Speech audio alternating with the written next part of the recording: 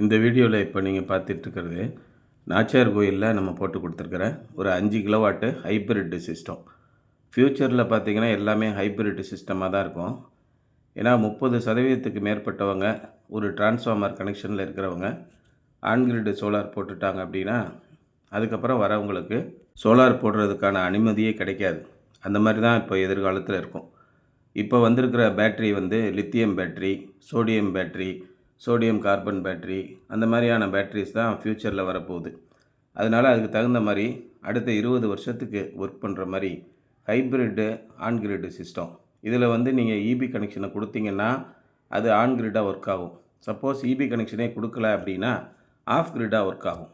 இப்போ 5000 watts solar panel இங்கே போட்டிருக்கோம் அப்படின்னா இந்த ஹைப்ரிட் சிஸ்டத்தில் நீங்கள் ஆஃப் கிரிட்டாக ஒர்க் பண்ணும்போது, அதாவது இபி கனெக்ஷன் இல்லாமல் வேலை செய்யும்போது என்னாகுன்னு கேட்டிங்கன்னா 5000 வாட்ஸும் நம்ம வீட்டுக்கு வரும். நீங்கள் அதில் 3 ஏசி, தண்ணி மோட்டாரு எல்லாமே போடலாம். அதுதான் இதில் ஒரு அட்வான்டேஜ். இப்போ சாதாரணமாக நம்ம வீட்டில் ஹோம் யூபிஎஸ் இருந்திருக்கும். அதில் நிறைய கம்பெனிகள் நம்ம வீட்டில் 1 பேட்ரி 2 பேட்ரி அந்த மாதிரி கனெக்ட் பண்ணி ஹோம் யூபிஎஸ் யூஸ் பண்ணியிருப்பீங்க. அதில் சைன் வேவ் யூபிஎஸ்ன்னு இருக்கும். அதில் சார்ஜ் கண்ட்ரோலர் கனெக்ட் பண்ணி ஹைப்ரிட் யூபிஎஸ் அப்படின்னு கொடுத்துருப்பாங்க. அந்த மாதிரி கொடுக்கும்போது நிறைய ஏமாற்று வேலைகள் மார்க்கெட்டில் நடக்குது.